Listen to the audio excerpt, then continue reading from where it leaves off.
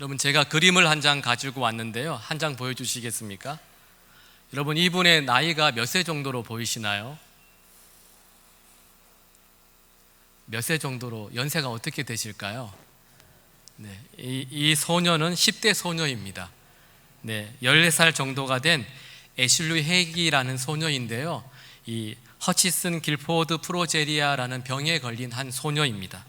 이 병은 영국의 길포드라는 의사가 먼저 발견했다고 해서 이제 길포드 신드롬이라고도 하는 병인데, 이 빨리 노화되는 병.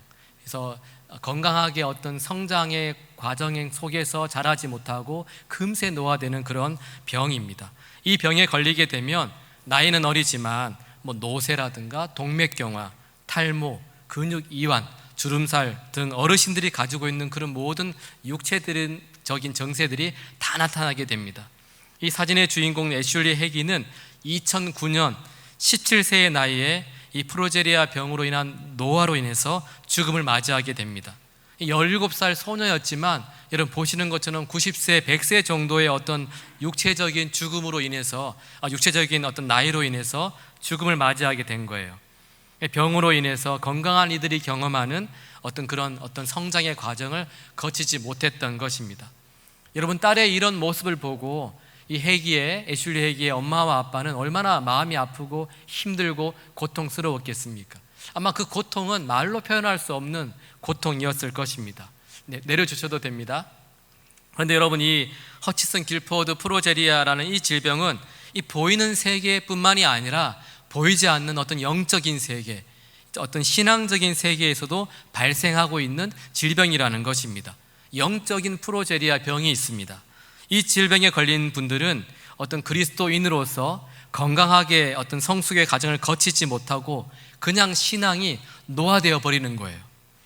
구원의 감격을 꽃피우기도 전에 그 감격이 식어져 버리고, 어떤 종교 생활로 근근히 한 주 한 주를 버티기도 하고, 또 교회 안에서는 당을 지어서 누군가를 정죄하면서 그 성도 한 사람 한 사람 무겁게 하면서 그들의 마음을 힘들게 하면서 살아가는 사람들입니다. 마치 내가 살았다는 이름은 가졌으나 죽은 자로다라고 주님께서 책망하셨던 4대 교회처럼 그렇게 살아간 것 같지만 실상은 죽은 사람들로 살아가는 사람들, 그들이 바로 영적 프로제리아 병에 걸린 그리스도인들입니다. 이런 분들이 하나님을 아버지라고 부르며 아들 행세만 하고 살아가고 있으니 여러분, 하나님 아버지께서 얼마나 마음이 아프고 힘들고 괴로우시겠습니까? 여러분들은 어떻습니까? 혹시 이런 질병에 걸려서 지금 살고 계시지는 않습니까? 영적 침체가 너무 자연스러운 일이 되어버려서 그냥 무감각해져 버리고 그렇게 살아가고 있는 것은 아닙니까? 교회가 사회적으로 비탄을 받고 있는 것도 어쩌면 그리스도인들이 영적 프로제리아 병에 걸려있기 때문인지도 모르겠습니다.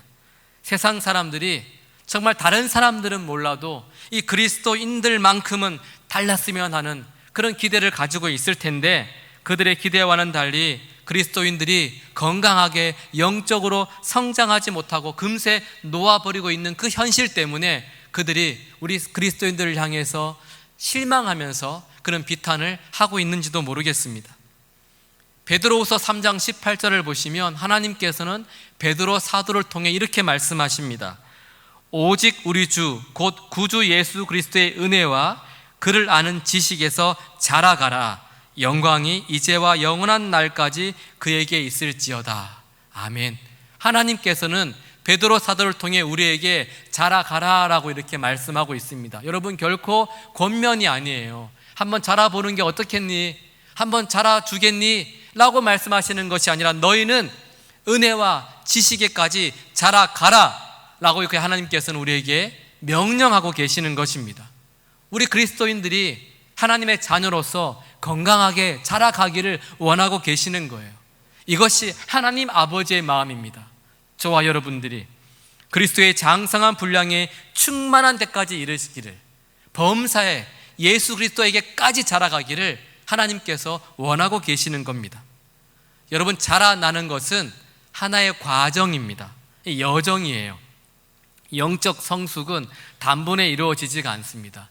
과정을 생략하고 영적인 성장이 있다? 이건 거짓말이에요. 여러분 잘 아시잖아요. 예수님을 믿자마자 막 하루아침에 우리가 예수님처럼 그렇게 살아갈 수 있습니까? 못 살아가요. 막 예수님을 믿자마자 막 선교자의 정신으로 주님 앞에서 모든 것들을 드리며 살아갈 수 있느냐라는 겁니다. 쉽지 않습니다. 과정을 생략하고는 절대로 영적인 성숙을 이룰 수가 없어요. 그래서 오늘 말씀을 보시면요, 우리가 반드시 거쳐야 될 영적 성숙의 과정을 4단계로 우리에게 가르쳐 주고 있습니다.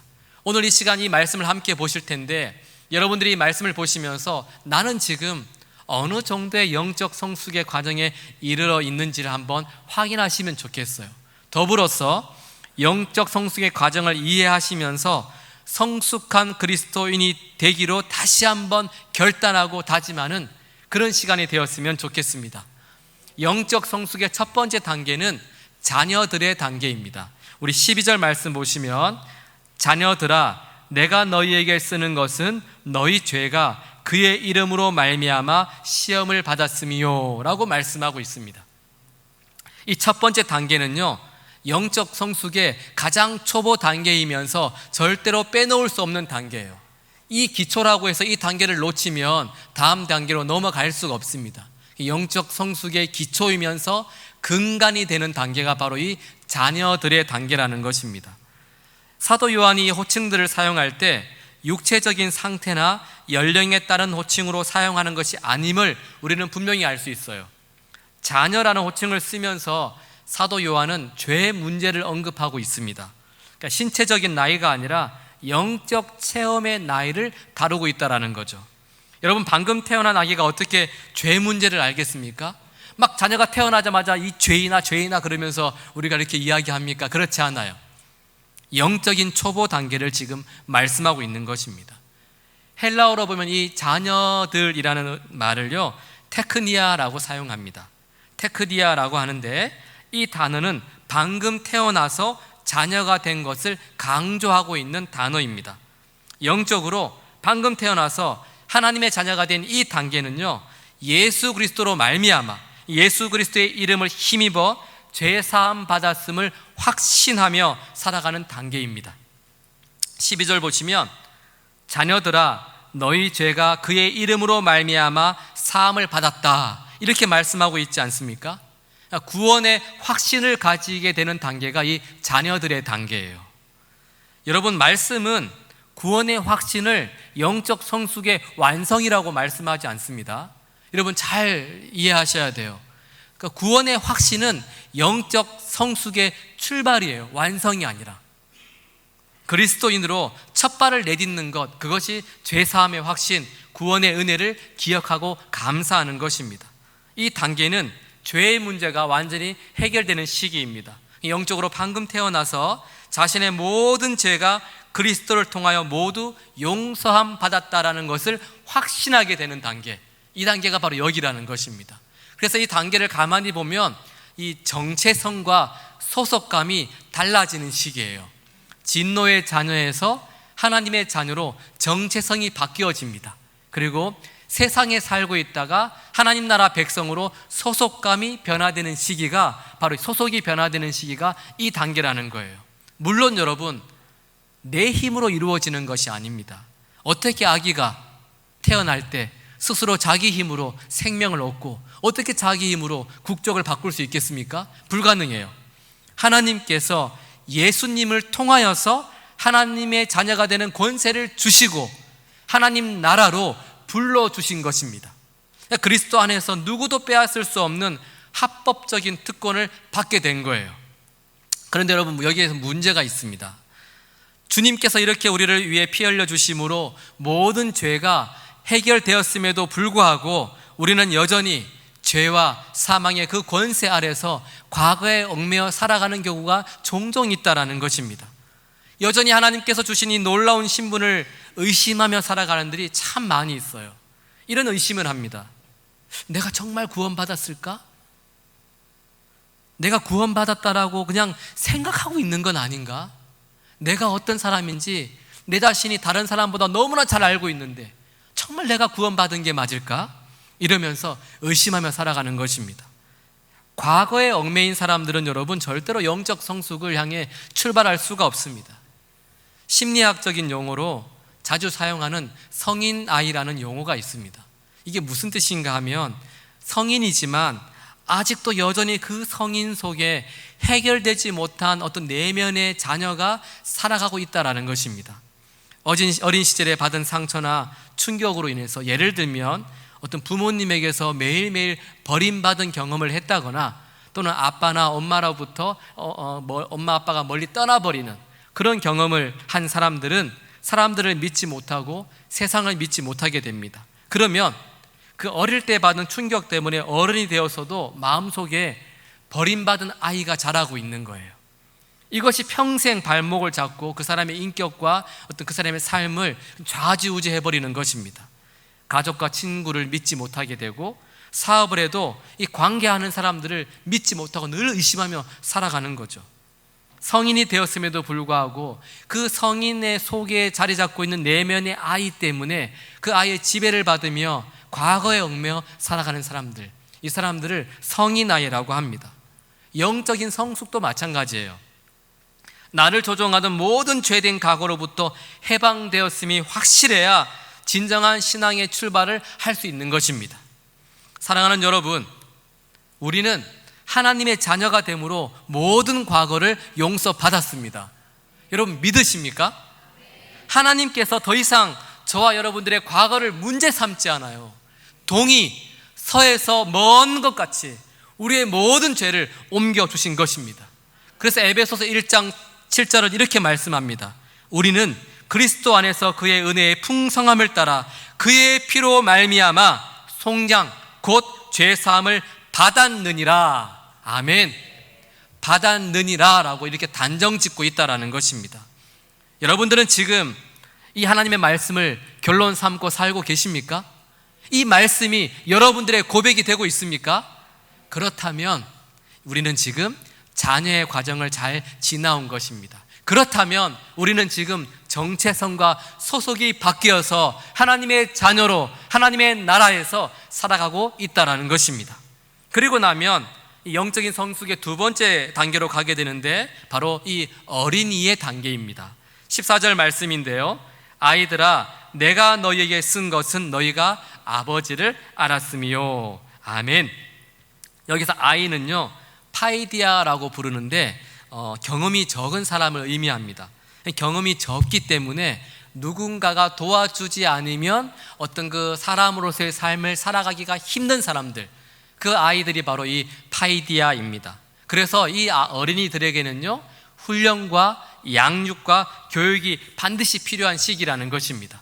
여전히 미성숙합니다. 그렇기 때문에 험한 세상을 새로운 신분으로 살아가기는 것은 여전히 역부족인 사람들, 그런 사람들이 바로 이 파이디아입니다. 그럼에도 불구하고 이 어린이들에게, 영적 어린이들에게 나타나는 한 가지 확실한 특징이 있어요. 14절 말씀 보시면요, 아버지를 안다라는 것입니다. 이제 이 아이들은, 이 어린이들은 자신의 아버지가 누구인지를 알게 되는 거예요. 그리고 아버지가 자기에게 어떻게 해줄 수 있는 분인지도 깨닫게 되는 것입니다. 이 과정에 이르면 분명한 고백이 있어요. 하나님 아버지, 하나님 아빠라는 고백이 저절로 되어지는 시기가 바로 이 시기입니다. 로마서 8장 15절 말씀입니다. 너희는 다시 무서워하는 종의 영을 받지 아니하고 양자의 영을 받았으므로 우리가 아빠 아버지라고 부르짖느니라. 아멘. 하나님을 아빠라고 부르는 거예요. 종의, 더 이상 종도 아니고 노예도 아니기 때문에 당당히 하나님을 내 아버지로 부르게 되는 것입니다. 여러분, 하나님을 향해서 내가 아빠라고 부른다라는 것은 하나님과 나 사이에 어느 정도의 인격적인 관계가 성립되었다라는 것입니다. 하나님을 내가 알고 하나님의 뜻도 조금씩 알아가는 과정, 알아가는 단계가 이 어린이의 단계입니다. 여러분, 아이들이 아빠라고 말하기 시작하면 그때부터 어떻게 행동합니까? 그냥 아빠를 졸졸졸 따라다녀요. 기뻐도 아빠라 그러고 슬퍼도 아빠라 그러고 그냥 졸졸 따라다니면서 아빠의 음성을 듣고 아빠가 친밀하게 관계를 맺는 그 단계가 바로 이 어린이의 단계라는 것입니다. 그렇다면 영적 어린이가 하나님께 아빠 하면서 하나님과 상호작용을 하게 되는 그것이 무엇이겠습니까, 여러분? 영적인 어린이들이 아빠 제가 궁금한 게 있어요. 제가 어려워요. 아빠 저 도와주세요 라고 하는 그런 대화하는 그런 시간이 어떤 시간입니까? 기도라는 겁니다. 기도를 통하여서 이 시기가 되면 하나님과의 영적인 사귐들이 이제 시작되는 거예요. 물론 깊은 수준의 기도는 아니겠지만 그럼에도 불구하고 하나님 아버지의 마음을 헤아리는 그런 이제 시간들이 다가오게 되는 것입니다. 그런데 여러분, 이 어린이들이 아빠와 좀 더 깊은 대화를 나누기 위해서는 반드시 대화의 기술을 익혀야 합니다. 어려운 단어들을 배우지 못하면 여전히 유아적 수준에 밖에 이를 수가 없습니다. 기도도 마찬가지예요. 하나님 아버지와 점점 더 깊이 있는 대화와 사귐을 갖기 위해서는 반드시 기도는 배우고 익히고 반복하고 훈련해야만 합니다. 훈련하지 않으면, 배우지 않으면요, 여러분, 우리 기도할 수 없어요. 막 청사 뉴스처럼 이렇게 기도가 나오지 않습니다. 여러분 다 경험하셨잖아요. 막 열심히 기도했는데 한 30분쯤 기도했을 거라 생각했는데 또 보면 한 3분 정도만 기도한 거예요. 아무리 기도 제목을 많이 고백해도 시간이 흘러가지가 않는 겁니다. 그러면 여러분, 하나님은 여전히 나의 아버지신데 우리가 느끼기에 하나님을 옆집 아저씨로 느낄 수밖에 없는 거예요. 정말 기도해야 할 때 기도할 수 없게 되는 상황이 벌어질 수도 있다는 것입니다. 기도를 배우지 않으면, 반복하지 않으면 정말 기도해야 할 그때 우리는 기도를 못하고 그저 고민하고 실패하고 좌절할 수밖에 없는 거예요. 여러분, 아프리카에 사는 이 뱀잡이술이라고 하는 비서새가 있습니다. 그림 한 장 보여주시겠습니까? 새 그림을 하나 보여주시겠어요? 예. 이 생김새가요, 여러분, 이 귀 뒤에 펜을 여러 개 꽂은 것처럼 보이기 때문에 비서새라고 불립니다. 하지만 이 새가 참새라든가 비둘기 종류가 아니에요. 독수리 종류입니다. 독수리인데요, 막 공중을 막 날아다니다가 두더지나 뱀을 땅에 보면요, 막 낚아채가지고 잡아먹는 그런 아주 공격적인 새입니다. 그런데 문제가 한 가지 있어요. 땅에 내려와서 먹이를 먹다가 자기보다 더 강한 맹수의 공격을 받게 되면 날지 못하는 거예요. 젖먹던 힘까지 발휘해서 뛰어다니는 새입니다. 그러니까 자기가 너무 위급한 상황에 처하게 되면요, 내가 날아다니는 새인 거를 당황해가지고 다 잊어버리는 거예요. 날짐승이 뛰어봐야 얼마나 열심히 빨리 뛸 수 있겠습니까? 얼마 못 가서 결국에는 그 자기 맹수에게 잡혀 먹혀버리게 되는 새가 바로 이 비서새입니다. 정말 필요할 때 날지 못하는 새입니다. 비서새처럼 우리가 정말 기도해야 할 때, 아버지와 대화해야 할 그때 여러분 대화할 수 없다면 얼마나 안타까운 일이 벌어지겠습니까? 아버지와 대화하며 기도해야 되는 그때 기도하지 않으면 결국 실패하고 넘어지고 좌절하고 낙심할 수밖에 없는 것입니다. 예, 사진을 내려셔도 됩니다. 가장 큰 위기의 순간일수록, 가장 어려운 때일수록 우리는 아빠 하나님께 기도할 수 있어야 되지 않겠습니까? 그래서 기도는 배워야 돼요. 익혀야 돼요. 반복하셔야 되는 것입니다. 여러분, 제가 여러분들에게 간단한 단순한 기도의 방법을 알려드리겠습니다. 기도하기 참 어렵잖아요. 근데 이 손기도가 있어요. 이 손가락을 여러분들이 외우시면 기도를 이렇게 하시면 됩니다. 저랑 한번 해주세요. 처음에 엄지손가락 한번 펼쳐보겠습니다. 누구에게 기도를 드릴까요? 하나님 아버지. 제일 먼저는 하나님 아버지께 기도를 합니다. 두 번째는 뭘까요? 두 번째는요, 감사합니다 고백하는 거예요. 하나님, 이러이러해서 감사합니다라고 고백하는 겁니다. 세 번째는 뭘까요? 맞아요, 용서해 주세요. 우리의 모든 죄악된 모습들을 하나님께 고백하는 겁니다. 네 번째는 뭘까요, 여러분? 도와주세요. 간구하는 거예요. 이 반지를 끼는 손가락이잖아요. 그래서 도와주세요. 하나님의 약속의 말씀을 믿고 계속해서 간구하는 겁니다. 다섯 번째는 예수님의 이름으로 기도합니다. 아멘 하는 거예요. 이 약속을 딱 하나님과 함께 약속하는 겁니다. 그래서 하나님 아버지 감사합니다. 도와주세요. 간구합니다. 네, 용서해 주세요. 간구합니다. 예수님의 이름으로 기도합니다. 아멘으로 하면요, 여러분 여기에다가 살을 붙이기 시작하면 우리의 기도가 더 풍성해지는 것입니다. 영적인 어린이가 되면 하나님이 나의 아버지라는 확신을 가지고 그 아버지와의 교제가 가능하게 되는 거예요. 세 번째 영적 성숙의 단계는요, 청년들의 시기입니다. 13절과 14절을 말씀 보시면 이런 말씀이 있습니다. 13절에는 청년들아, 내가 너희에게 쓰는 것은 너희가 악한 자를 이기었음이라. 14절에서는 청년들아 내가 너희에게 쓴 것은 너희가 강하고 하나님의 말씀이 너희 안에 거하시며 너희가 흉악한 자를 이기었음이라. 아멘. 영적인 청년의 특징 두 가지가 있습니다. 첫 번째는 13절에 나오는 것처럼 너희가 악한 자를 이겼다라는 것입니다. 여러분, 이게 강한 어떤 이길 거야가 아니에요. 예측하는 게 아니라 너희가 영적 청년이 되면 너희가 악한 자를 이겼다라고 말씀하고 있다는 것이죠. 사탄 마귀와 대적해서 날마다 승리의 경험을, 승리의 맛을 보게 되는 시기입니다. 또 한 가지는 여러분 14절 말씀에 나오는 것처럼 너희가 강하고 라고 말씀하고 있어요. 청년의 시기가 되면요, 영적으로 힘이 세워지고 튼튼하고 강해지는 겁니다. 영적인 근육들이 잘 발달해가지고요, 언제든지 영적인 사단 마귀와 싸워도 이길 수 있게 되는 시기, 그 시기가 바로 영적인 청년의 시기라는 것입니다. 이 청년의 시기에 기억하실 것이 있어요. 청년의 시기가 되면 우리의 신앙을 방해하는 영적인 존재들이 생겨난다는 것입니다. 청년들은 영적 전쟁을 치러야 할 대상이 누구인지를 인식하게 되고 그 영적인 전쟁을 통하여서 매 순간 승리의 맛을 경험하게 되는 것, 그 시기가 바로 이 청년 시기입니다.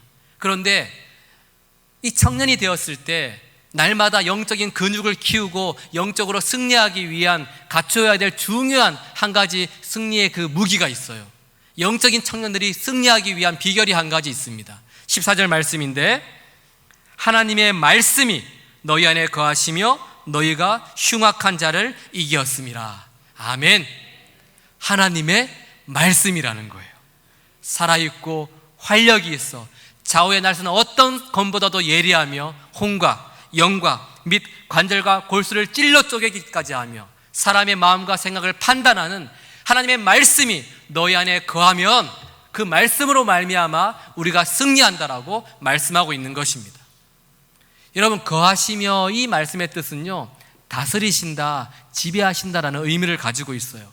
우리 안에 있는 하나님의 말씀이 우리를 지배하시고 다스리셔서 우리를 이끌어 가시고 우리가 그 매일매일 하나님 말씀을 따라 살게 되면 그리스도의 강한 군사가 되어서 흉악한 자를 이기는 그 승리를 우리가 매일매일 경험하면서 살게 된다라고 성경은 우리에게 말씀하고 있습니다.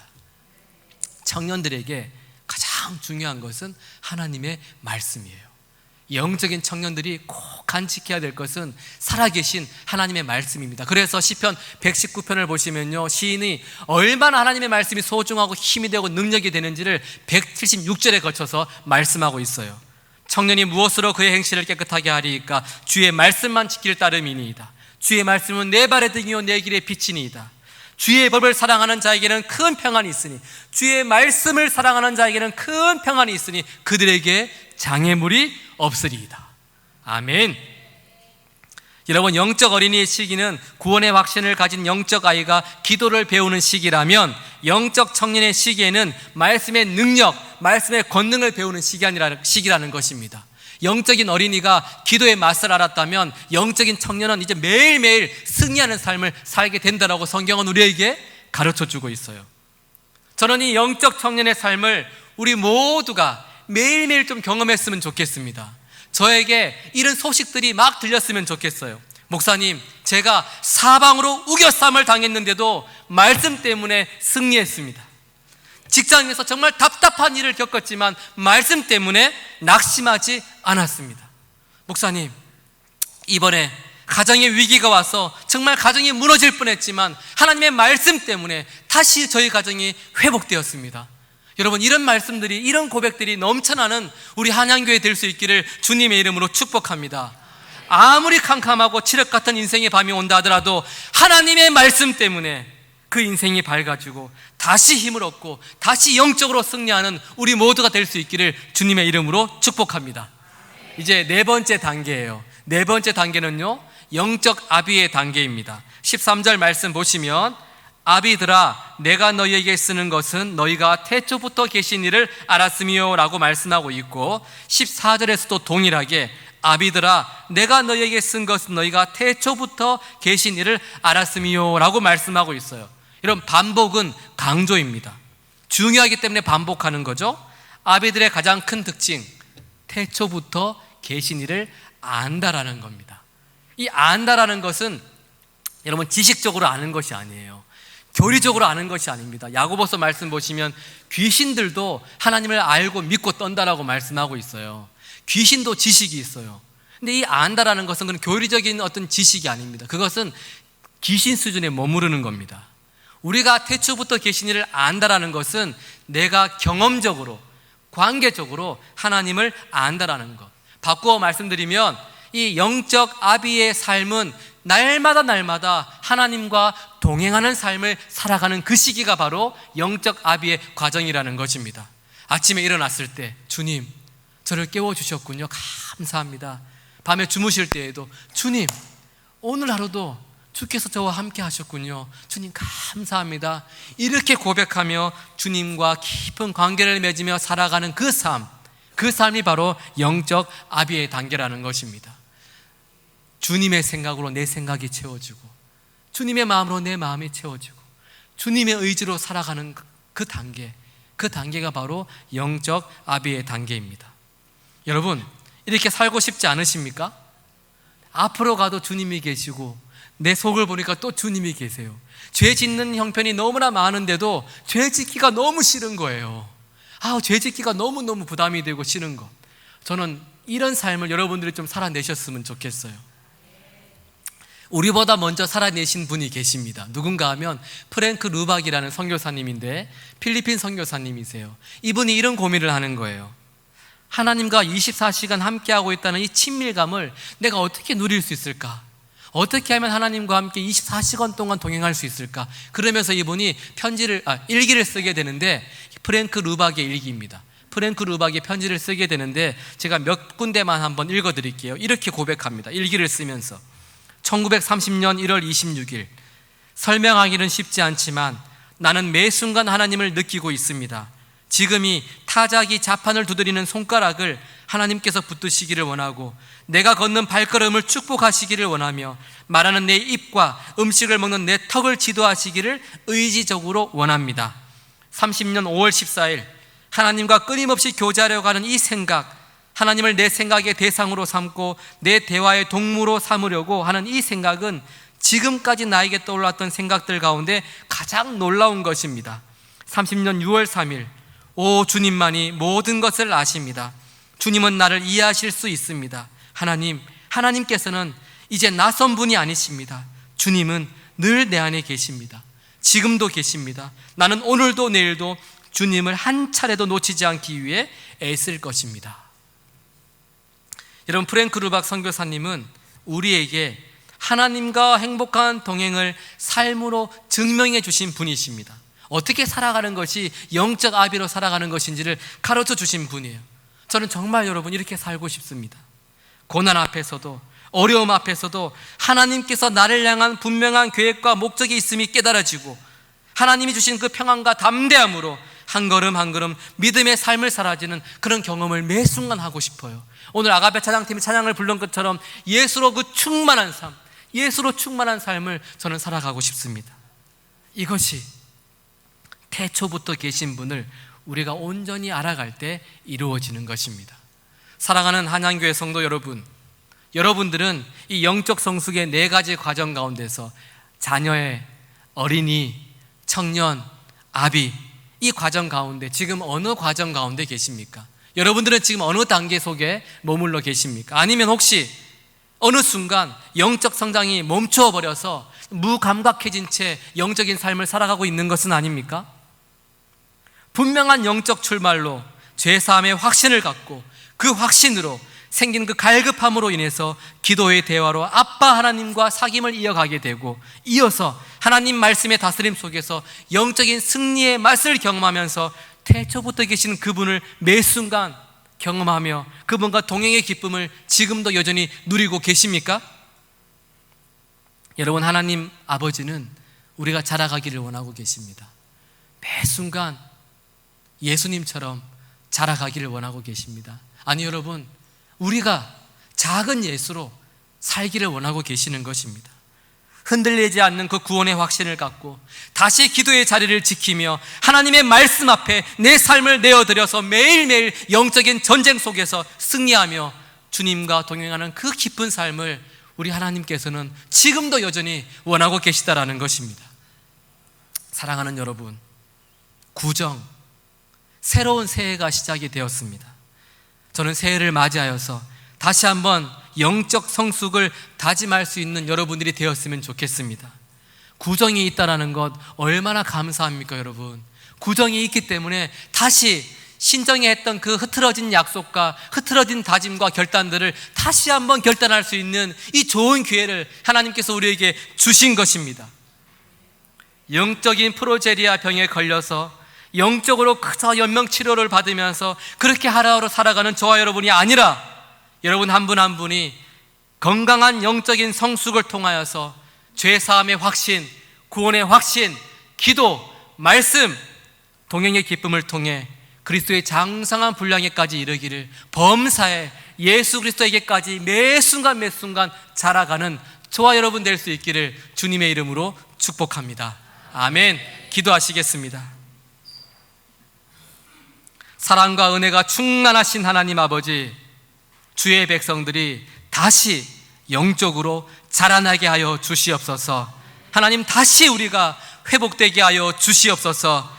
흔들리지 않는 구원의 확신으로 주님과 늘 교제하게 하시고 능력 있는 하나님의 말씀으로 승리를 경험하며 매 순간 하나님과 동행하는 한양 공동체가 될 수 있도록 주님 인도하여 주시옵소서. 감사드리며 예수님의 이름으로 기도드립니다. 아멘.